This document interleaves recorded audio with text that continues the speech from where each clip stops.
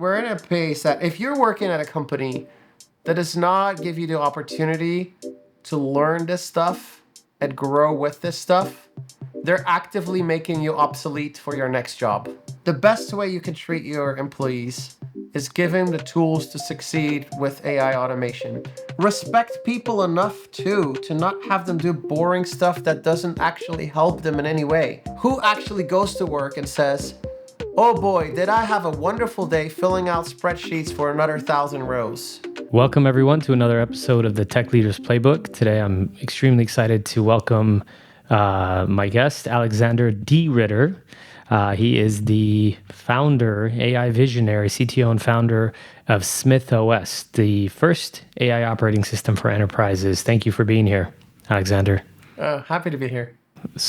Man, there's so much to talk about, right? The world is talking about the latest news. We can get into that, but I wanted to very quickly understand how you got to this point. Tell me a little bit about your journey and how did you even get into AI and why did you get into AI? Yeah, so I have a computer science background. I was born and raised in Flanders, in Belgium, in the beautiful city of Bruges. Moved to the United States in 2006. And by 2008, 2009, I had the opportunity to join a company who wanted to do, who wanted me to help with it's kind of an indoor mapping technology for kiosks in malls and airports and things like that. So depending on where you were, you could search for any other store or place in the mall or airport, and it would wayfind. It would show a map and show you where to go indoors. Because GPS, Google Maps doesn't or didn't work indoors. I started working on that, but soon after we were working on this, we noticed, a lot of this hardware comes with a camera, and we can tailor advertisement when it's not in use based on gender and other demographics. So we started working on machine learning 2008 and built a ton of really cool computer vision solutions. Then in 2012, things started to get weird in the ML field because neural networks were becoming really popular. And with my marketing background, I knew that it was going to change the cat and mouse game from Google with link builders and shift it to content optimization, because they could now use these same neural networks to detect what the content was actually about, more than just keyword stuffing. And so we built companies from there on that have been very successful, had multiple exits, and currently I am building an operating system for orchestrating all that magnificent intelligence. Nice. Why is that important? Why is orchestration such an important category of AI? Imagine that you had an AGI, like that artificial general intelligence. Just for argument's sake, imagine OpenAI had achieved it, and imagine that you could access that model via an API. So hypothetically, that model is just as smart as someone you hire on Upwork or something, right? That's not going to take over the world. It's not going to really change a lot. It's just like we have 8 billion people in this world plus one. If you drop a human in the rainforest alone and afraid, they can't get much done. We all rely on each other. We all rely on specialization. So where things get really interesting is when you would combine such an artificial general intelligence with your company data, with your workflows, with the different tools via API, when you orchestrate intelligence in such a way, when you give it access to the web. Now we're talking. Now we're not just having a foundation model that's very smart, but we're also giving it access to, well, let's just call it, we're onboarding it. And so with that, you can specialize it, and they can take on and assume different roles in the company. So one specializes into, let's say, one is a writer, another specializes in an editor, another specializes in publishing to different platforms, another specializes in reading the news to see what's up and create and engage with social media. Another one researches your competitors and learns from it and updates you with reports if something significant happens.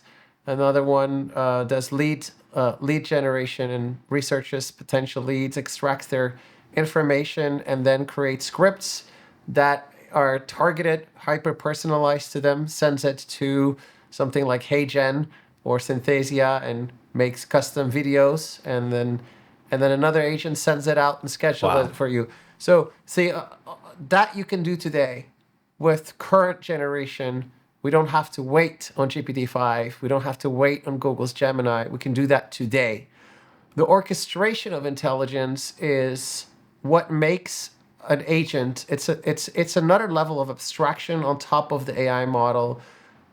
You could do it by hand if you just care about text. You could use LangChain and you can code, or you can drag and drop no code, not just text, but multimodal. You can chain together audio, video, text, whatever it is, and drag and drop your data sources, drag and drop your APIs. Literally, every Hugging Face AI model is a drag and drop in our platform. So imagine the combination of AIs you can do. It's really limitless. Now, here's the other part that's ultra cool. Once you have these agents and you onboarded them with your workflows, you can then deploy them wherever you want. So our agents deploy to GPTs. So you just add the OpenAPI schema in your actions and you import them. So now you have your team and they have access to those custom GPTs. And now you give your team access to accelerations. Like our engineering team has an agent called Sentinel. And Sentinel reads all the knowledge base, the documentation, interfaces with GitHub, and the code augmentation for it. And beyond that, it can also interface with ClickUp. And so it knows at any point in time, together with GitHub, what our developers are working on, and so forth and so on. So it's saving us. It's only early days, and it's already saving our developers at least 20% of time every day. Nice. So basically, the concept is you got little bots taking care of different things while they remain orchestrated, working towards the common goal of the company. It sounds like, right? It's not 5 different AIs or different models doing different things all by themselves. There's an orchestrator, and that's what Smyth OS sounds like it is, right? It's making sure it could be you being the orchestrator, and instead it's replacing you as the orchestrator, right? Because that's what most founders are. We are orchestrators. We orchestrate between marketing and sales and operations and finance, and this could do all that for you, basically, is the concept. Well, you maintain your workflow, your data, your tools, your way of doing things. That is your modus operandi. That is your unique thing. And, we have this thing called constrained alignment, which is like super cool. As you chain together components, different AIs, different data, all of that, you chain them together. Each step, you choose the right model for the task. Like you don't mow your grass with a bazooka. So you don't need to throw GPT-4 at every problem.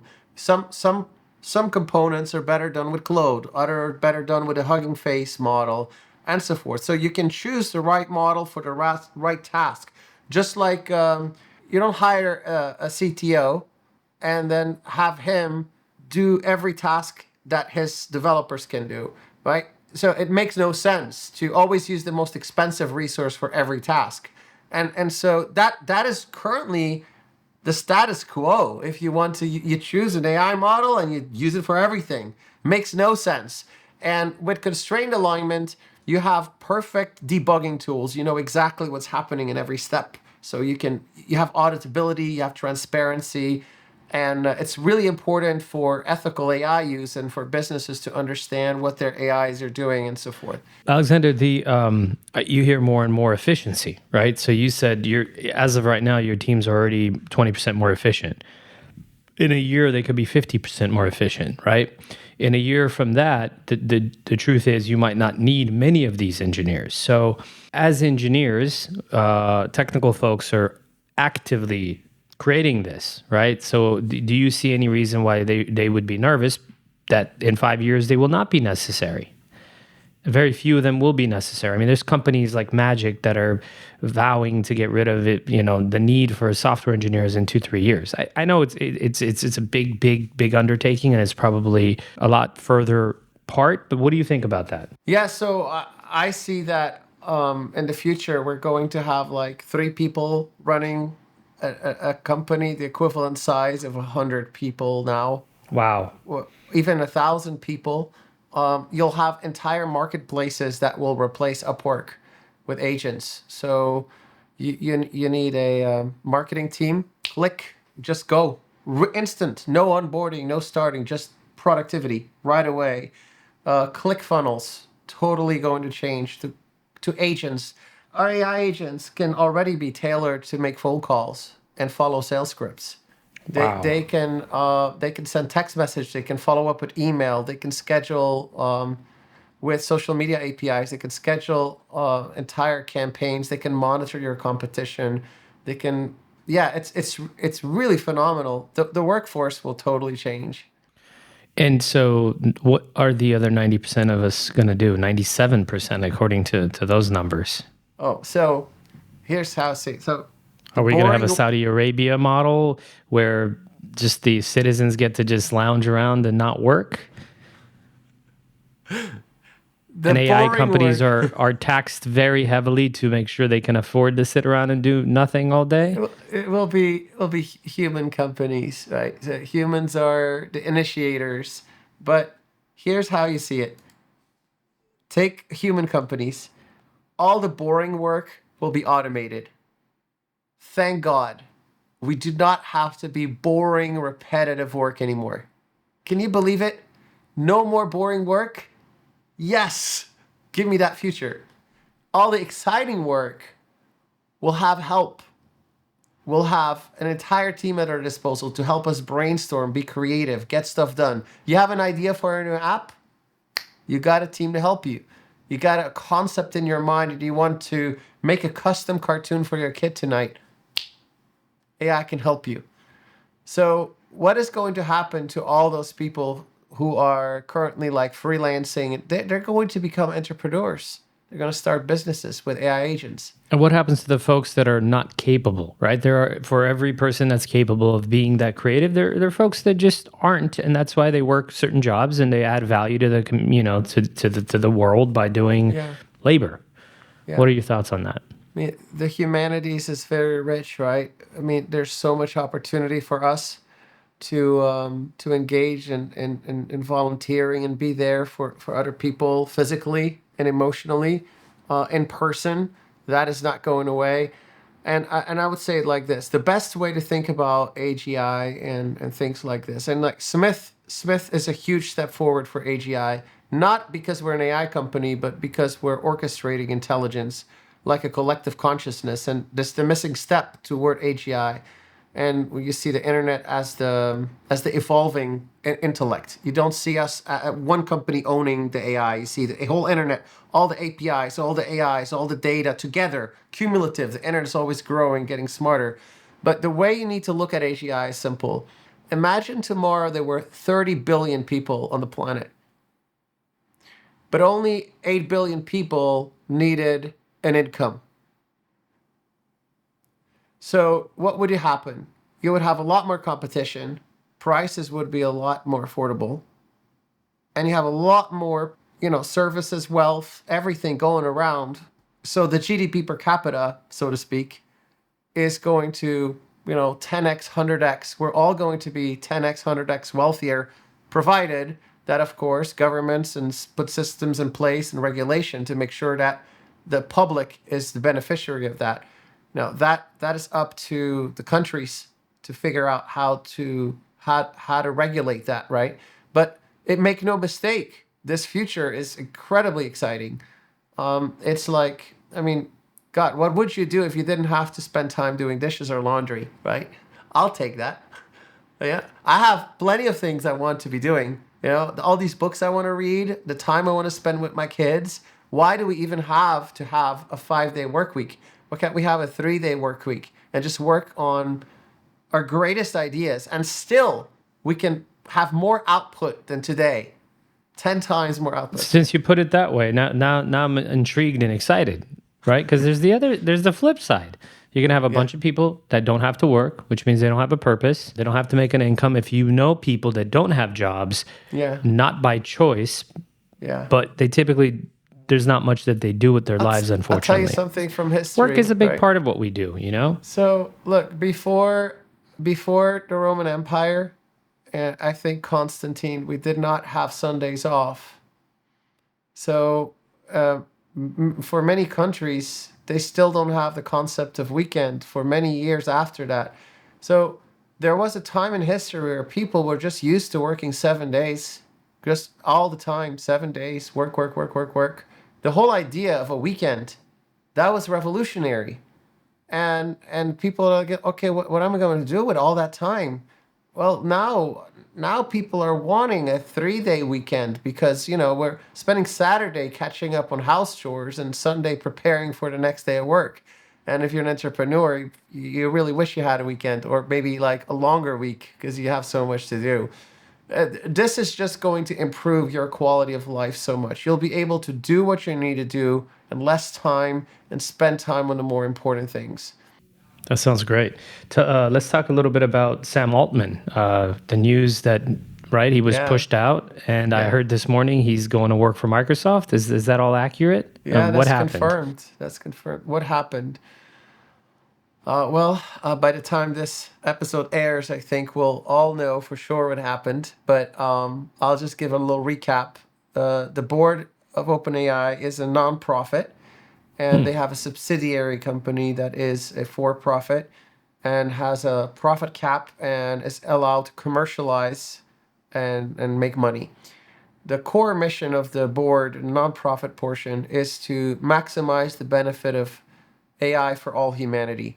That includes making sure it's accessible to everyone, like not just a few rich people and corporations like Microsoft. And also that it is safe, that it's not somehow going to be, a movie iRobot 2 or something. Great movie, one of my favorites.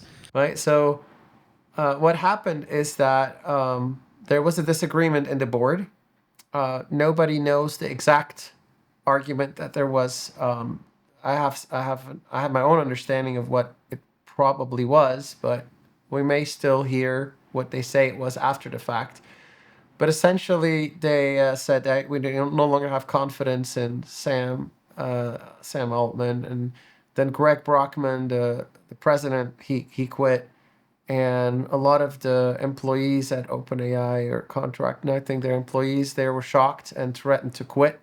The board did not give the real reason why, what the argument was about or disagreement was about. So they were like, you can't just do that. Sam had just won one of the most prestigious awards for leadership like 2 days prior. A week earlier, he stood on stage and presented, the Dev Day and announced a lot of exciting updates and like Steve Jobs style. New meme formats were born and we were all happy. Everything was going well. OpenAI was targeting $90 to $100 billion valuation. The researchers who had stock were looking to make millions of dollars by selling some of their shares on the secondary market. I mean, if you were a researcher at OpenAI and they only have a few hundred people, you could imagine selling some of your stock and basically be set for life and then continue working in peace on your open source objectives. I mean, it was so close. I already knew of investors that were reselling and the secondary shares, and they were like the hottest thing you could buy the first time you could get OpenAI shares, and it was extremely hot. Everything was going for them. So basically, the board blew that up. So instantly, all the researchers at OpenAI, they can say they like to work for a nonprofit. They can say they all care about kumbaya, we love each other and planet Earth. But when you're looking at doing that and also having $10-20 million in your paycheck to take care of your family and your retirement, having the board just unanimously, just like single-handedly, one-sided, blow that up, without any Wow. notice or not seeing that coming, you will be pissed off. And Oof. that's what happened, right? And so after Sam was ousted and Greg quit and all the employees got upset, they started, they started being in panic mode. They try to start talking about maybe undoing the damage they've done. But Satya Nadella at Microsoft, master CEO, pulled a God move and basically offered Sam and Greg Brockman a job at Microsoft. Now, what you have to keep in mind on that is that Microsoft, by the prior deal, already owns all the source code and model weights of everything OpenAI has been doing, everything except for AGI. And who determines if it's AGI? The board, the nonprofit board. So go figure. That's the probable area to look at. But again, we'll Wow. find out. So Wow. now Microsoft owns all the source code, all the model weights, has the executive team from OpenAI, and all the source code. Now, it's not so hard to build upon that if you have all the code and you have all this research and all the secrets. You already have everything. And everything going forward. That's not AGI. So, I mean, Sam doesn't even have to have a research team there. He can just make sure OpenAI doesn't go belly up and continue to market everything, but this time from a Microsoft commercialization point of view. So Microsoft just did this is one for the history books. It's been, from Microsoft, there's a million ways this is brilliant. For OpenAI and the people there, not so good. Really, really not so good. If they decide to now go to Microsoft, they're going to get a competitive pay package. But it also, unless they are already fully vested, they also risk walking out on that OpenAI super valuation that they were going to cash in on. So that's the trade-off right now. I don't know the terms of that deal, but for a researcher at OpenAI, that's currently what you're looking at. Do you believe in the mission of safe AI so much that you are going to stay at OpenAI regardless of money? That's a tough one for many people. People say they care, but when so much money is involved, they think about their families too. Of course. Or are they going to go and get a job at Microsoft? They also have to consider the stability of OpenAI in the future. They may wonder, is this going to still be here with a board like this? So several people are asking for the board to resign at this point because of how they feel it was reckless, and Microsoft took advantage. As they should. It's brilliant. Brilliant move. You already tapped into this a little bit, but whether you call this Web 3.0 or Web 4.0, I mean, I don't know how you want to categorize it, but how do you see AI transforming everyday business practices, especially in search, e-commerce, marketing, human-computer interaction, all that? What are your thoughts on that? Brilliant question. Did I suggest you ask this? No, not at all. It's a perfect question. It's my awesome research team. So, Web 3. Web 1 was static. Web 2 was dynamic. Web 3 adds an execution layer. Basically, the execution layer allows websites to talk to AI agents. And so, AI's real-time browsing your site is inefficient. You need headless browsers. It's way too much overhead. That needs to happen over API.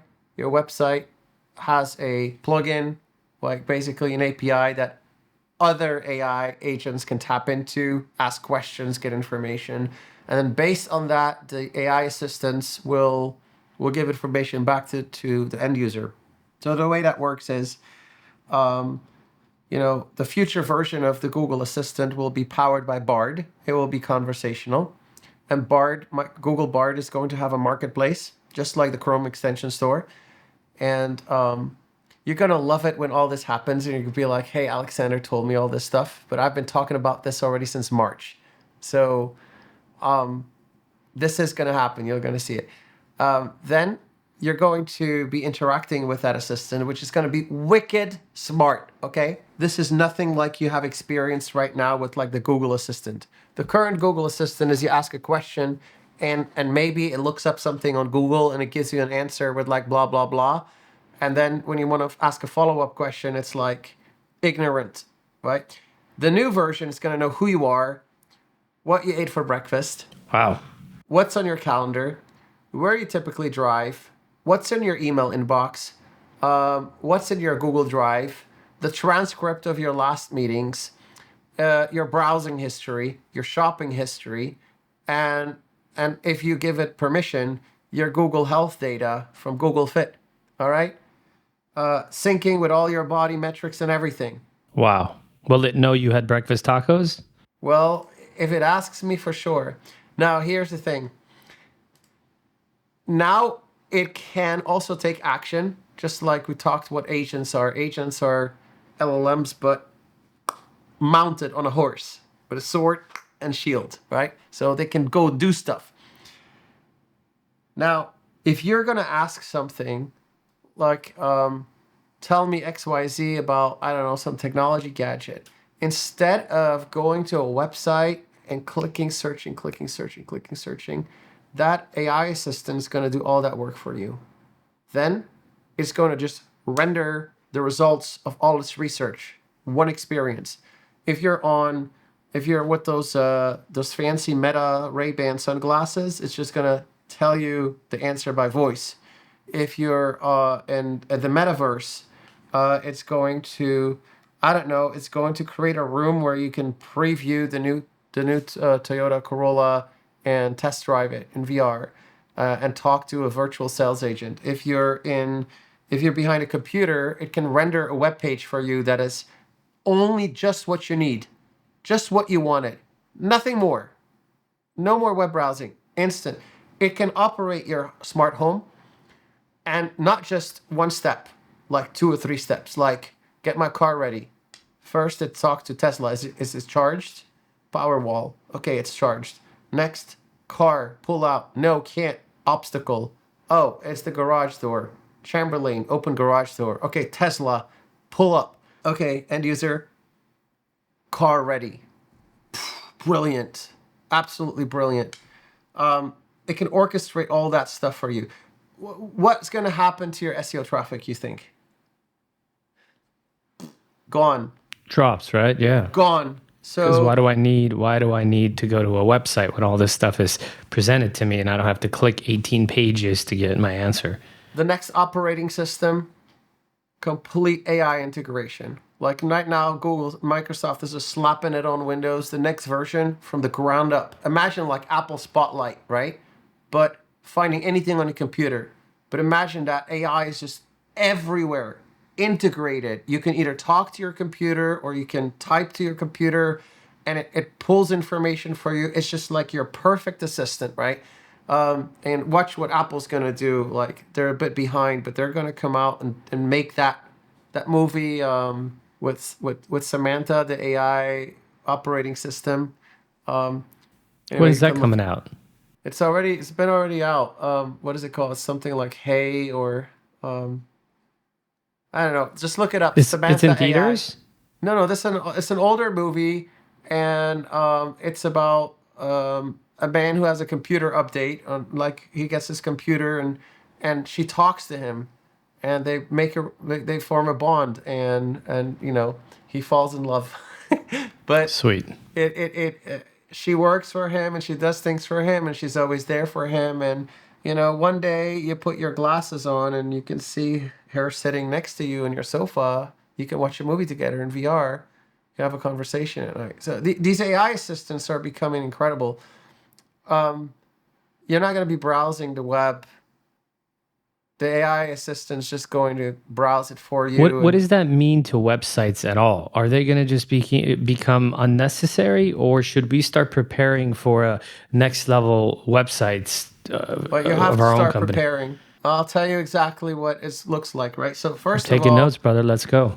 Yeah. So first of all, you need to make sure your website is ready to talk to the AI assistants. Otherwise, you're gonna lose all the impressions. Like, you need to have a chance to influence people, and you need to have what you can call it a plugin, but let's just call it like a GPT. Your site needs to have a GPT, and whatever you're doing on your website, you need to make sure people can access it with GPT. But then those GPTs, put them in Microsoft CoPilot assistant. Put them in Alexa in their next generation conversational thing.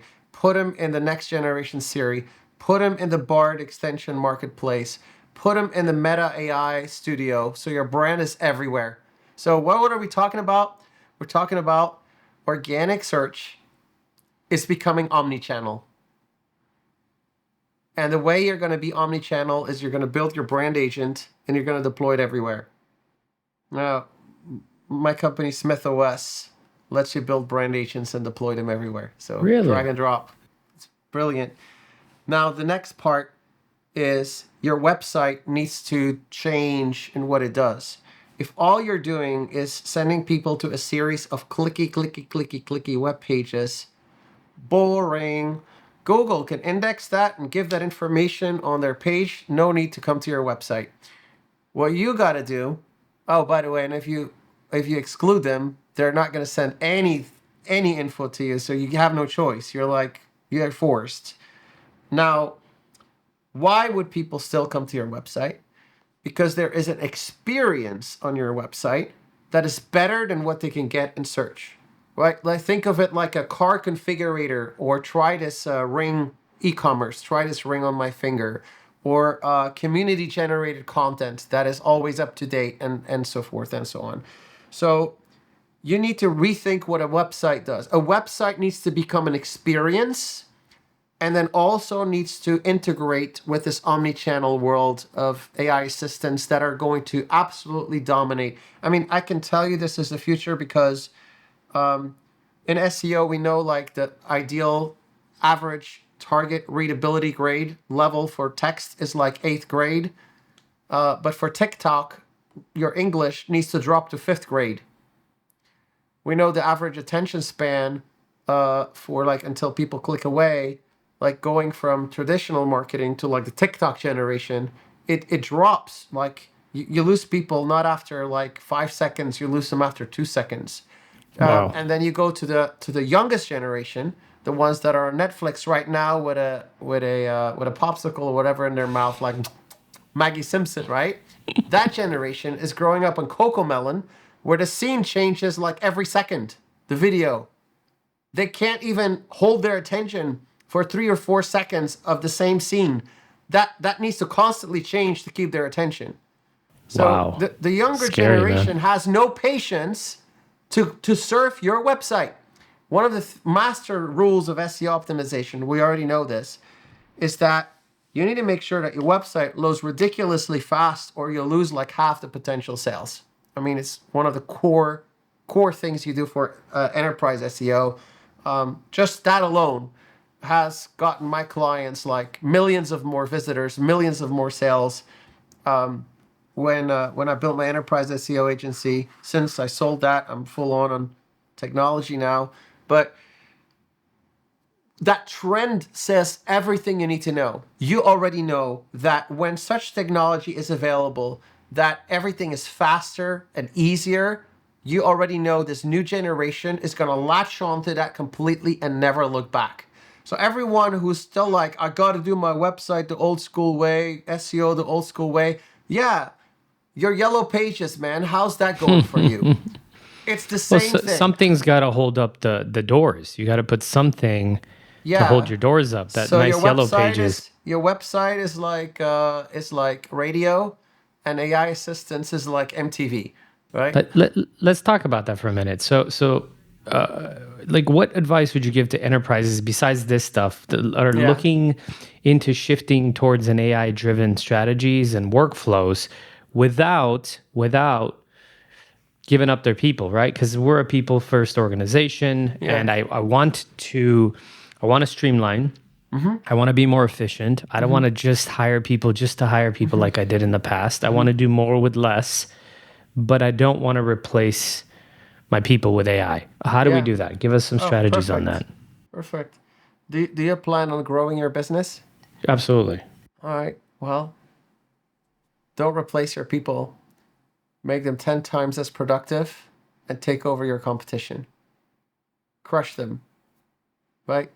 Be 10 times better than your competition by using AI. That's what you do, right? So you want to do that. by retraining and reskilling your team out of respect for them. Right? We're in a pace that if you're working at a company that does not give you the opportunity to learn this stuff and grow with this stuff, they're actively making you obsolete for your next job. Absolutely. Right? So the best way you can treat your employees is give them the tools to succeed with AI automation. You are going to see next year that's going to shift from just using AI tools or AI power tools to full on building agents. But respect people enough too to not have them do boring stuff that doesn't actually help them in any way. Like who actually goes to work and says, "Oh boy, did I have a wonderful day filling out spreadsheets for another 1,000 rows." Like, sure, my career prospects are going better and this was very fulfilling work. Yeah, I'm gonna tell you to go farm, and I'm gonna give you like a little shovel, and I'll give you a few acres of land and say go. But you can't use that tractor. I'm not gonna show you how to use that tractor. That is ridiculous. Respect people to learn how to be more efficient. And you know what? People have so much fun with this stuff. It is so freaking cool.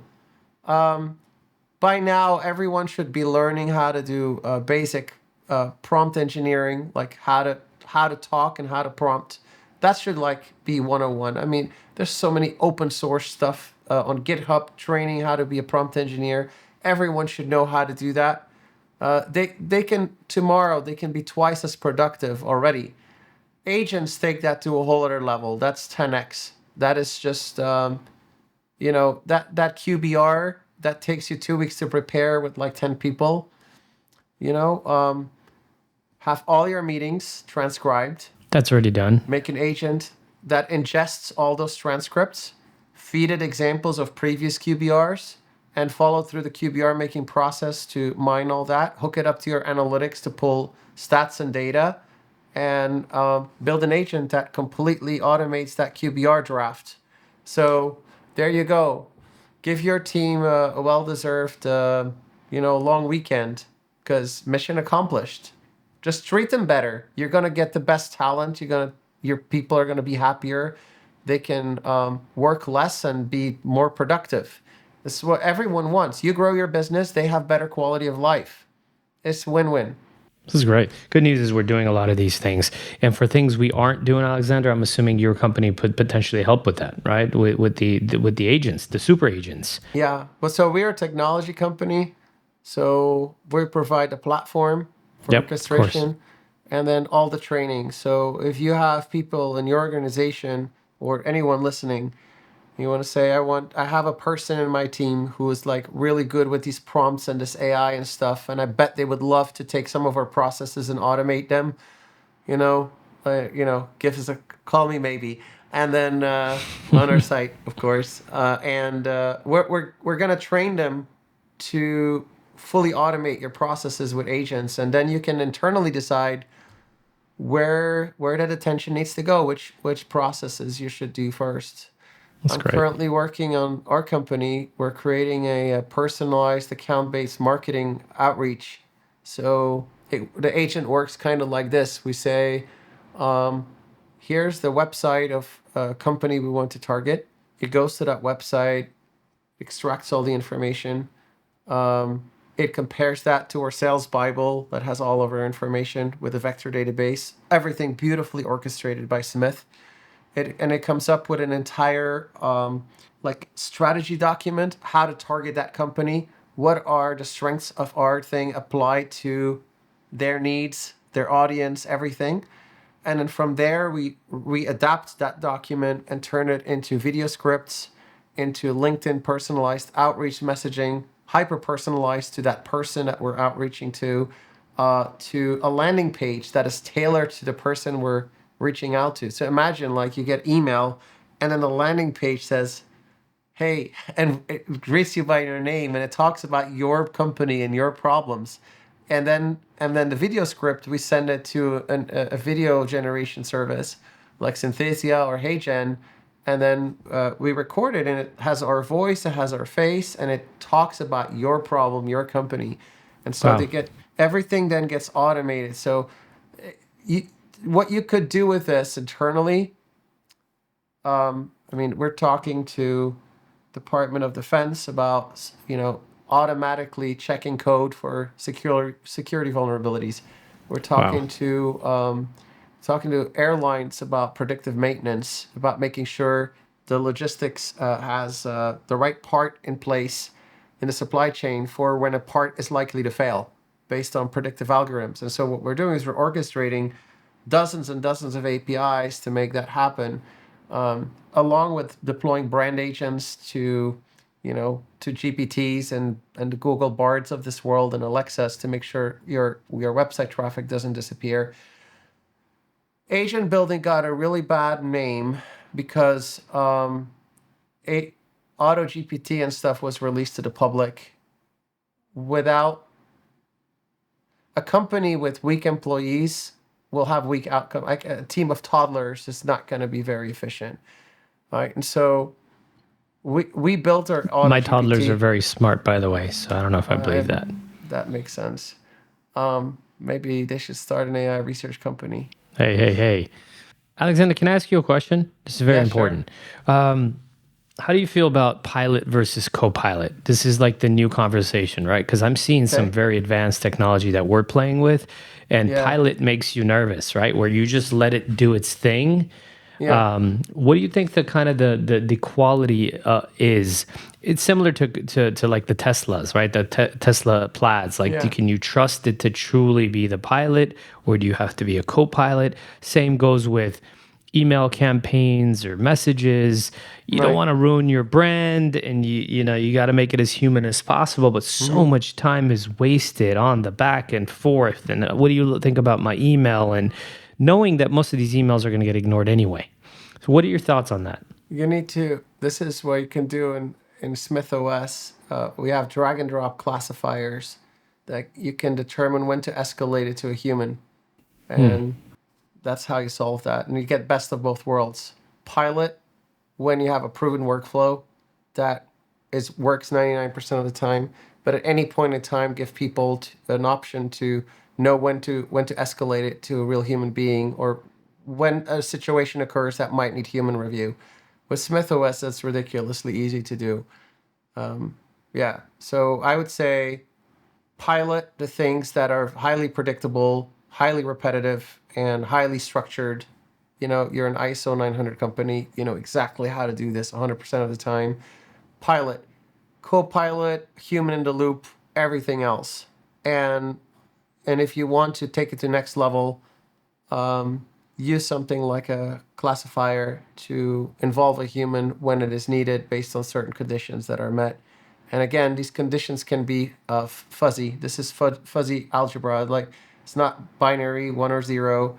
A good example of an AI classifier is like with your email. It's like I get 140 emails a day of people who want to sell me links, want to buy links from my super mega successful SEO project. And I have this filter in Gmail that says, if they include that word and that word and that word and that word and that word, or, filter it out. And so don't ever email me talking about links. You're going to not land in my inbox. The thing is, I'm still getting about 14 to 20 emails that are not caught because it's rules-based. But with AI, you can say, does it look like they're wanting me to do a custom article or link or something? And boom, voila, done. That's all I need. I don't need to program. I don't need to maintain a list. If the intention of the email is that, filter it out. Done. I programmed with English. That's the hottest new programming language. So easy. So same thing would happen for human escalation, right? If it looks like the customer is frustrated, or it looks like the customer needs a better answer, boom, classifier, route it to a human, done. Alexander, I spend probably 70% of my day stuck in emails, right? And I would much rather be with my people. I know it's insane. Yeah. Responding to a client, responding to an employee, a remote employee, responding to an employee sitting right outside my office, responding to somebody just to be polite that needs a meeting or something. How close are we to getting, especially because of the we're Microsoft Office stack. So that Right. makes it easier. How close are we to these things learning us and just responding automatically, moving things properly and forwarding things properly? I know there's rules-based stuff already in place, but Yeah. I don't think I they're mean, strong enough. I've already built Smith agents that read my inbox and automatically filter it.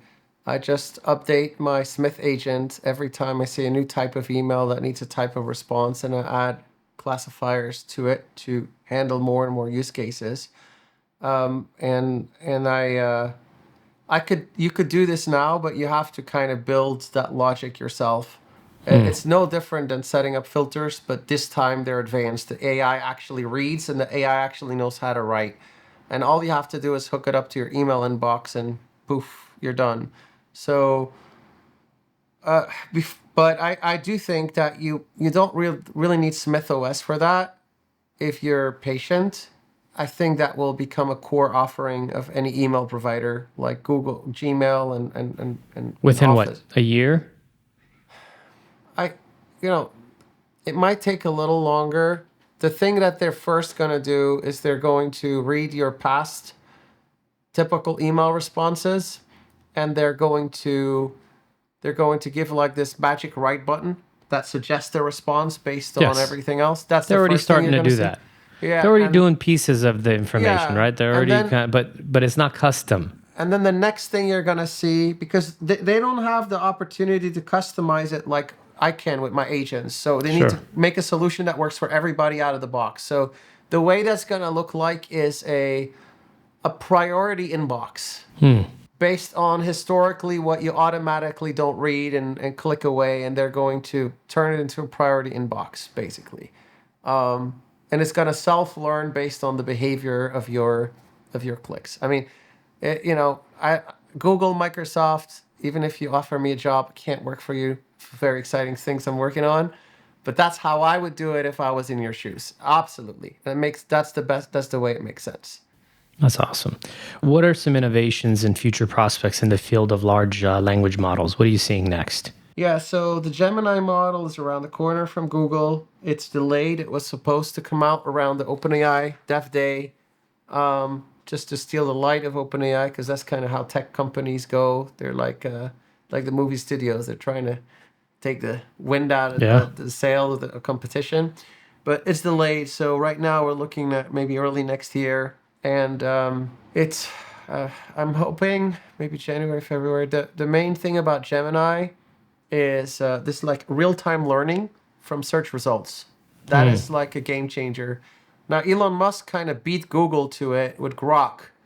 So Grok is real-time learning from Twitter, and so it's always up to date on every topic and every discussion that people are talking about on Twitter, which is a lot. But of course, so Elon Musk's AI model is not indexing the whole web.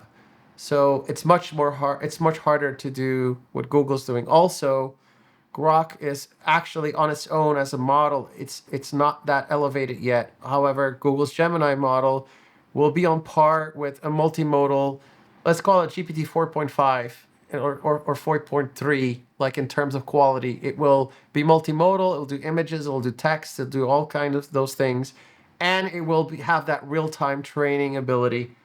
That's kind of what's next there. The step after that, legitimately, I mean, the GPT-5s and versions that come after are like a 10x increase in training servers, 10x to 100x. Wow. So, I mean, this is an order of magnitude more capable. And what happens every single time we get a training run that big is we get new emerging capabilities and things that we've never seen before. An AI model never. I mean, like, and with GPT-4, we gained function calling. I mean, wow, right? It can do function calling. That allows agents to happen. Wow. So, what is in GPT-5 and then those kind of models of that size? Well, I mean, there's a lot of rumors. I don't know how accurate they are, but the rumors point to like the beginnings of maybe it's harder and harder to tell if these models are self-aware or not. And so the beginnings of generalized intelligence is what people are talking about. But the researchers are like in two camps. Either we're like less than 3 years away from that, or we're like 12 years away from that. It all depends on when you run that much larger training run, and you observe it, what the emergent capabilities are. Are we 10x away from it, or 100x away from it, or 500x away from it? At this point, everyone kind of believes that we're just something X away from achieving that, because even biology is really simple. The rules of biology, like the laws of physics, there's only a handful of laws, and then everything else is based on top of it. From very simple things, very complex things emerge. And so neural networks are actually like really simple and really basic. Anyone could take a course and learn how a neural network works and train a very basic neural network. But the level of complexity of those models rises the more data it's exposed to. And then one thing that is on the horizon, and I think this is a real important element. If you lost sight, you couldn't see anymore, would you still be human? Yes. Yeah, you would be human. But you wouldn't be able to understand the fullness of humanity to the same extent. What if I remove your ears and your eyes? What if I remove your nose as well and you can only experience the world through touch? Would you still be human? Yes. So can you achieve AGI without eyes, ears, nose, all those sensory elements? You could create a sort of generalized intelligence based on that limited dimension. So this is why multimodality is so important. The more you train it on a variety of types of inputs, the more rich the experience becomes. And then the things that it is missing, I think, is those glasses or gadgets we're all going to walk around with. The ability to experience the world and its physics. And once you start putting those AGI models inside of physical agents that can touch and feel and manipulate and see the world as it is, and then put all that knowledge in that context, you're going to have an experience of AI that a pure text-based model or text and image model on its own can't do. It's kind of like how we try to envision a 4-dimensional tesseract on a 3-dimensional projection. Nice. We can't fully imagine it. We can just come to kind of picture it. And so that is, once AI models sufficiently trained, 10x, 100x, 1000x from where we are now, they are coming. But the more sensory input they get from the real world to contextualize it all, the more likely that it is that we're going to truly achieve AGI in its fullest sense. I love it. I was going to ask you where you think people should go to access the most accurate and current information. I'm not going to let you answer that because we're out of time, but the answer is Alexander De Ritter, right? So you've got to follow this guy on LinkedIn. Check out Smyth OS, which sounds like is doing incredible stuff, what I'm personally going to check out. Man, it's been a pleasure. This is one of the most deep conversations I've had about AI, and I appreciate that. If you're ever in LA, I'd love to invite you to my CTO poker nights. They're incredible. We do dinner, we do poker, we talk about AI. So let me know if that's possible. We're doing one in January. Can I use GPT-4 Vision to help me poker? Hell yeah. Now, dude, I mean, it's a lot of fun. Maybe you can speak on some of this stuff. I can make a poker agent. Send one. Make a poker agent, send one to LA, but they have to be physical. Give me like a little Alexander Put it in a little box? Yeah. Put a little box? As long as it's something physical, because I want that. But it's in January. Love to have you. But man, thank you so much for sharing your brilliant insights on where AI is, where it's headed, and why we shouldn't be scared. I think that's my biggest takeaway. It's exciting. Hey, I want 3-day weekends with my family, man. It's never enough. So me too. I want my employees to have 3-day weekends eventually. So appreciate you, brother. Thank you for being here, and we'll see you soon. My pleasure. Bye. Take care. And that brings us to the end of another great episode of the Tech Leaders Playbook. I want to thank you for joining us, and I hope you took away some valuable insights to apply in your professional journey. Don't forget to subscribe on your preferred podcast platform so you don't miss out on the next great conversation. I promise it'll be good. If you enjoyed today's episode, we'd appreciate if you could leave us a review. Your feedback not only helps us improve, but it also helps others discover the podcast. Better leaders mean better working environments. Better working environments leads to happier people. Remember, a rising tide lifts all boats. I'm Avetis Antaplyan, and this has been the Tech Leaders Playbook. Keep leading, keep learning, keep giving, and I'll see you on the next one. Until then, stay inspired, my friends.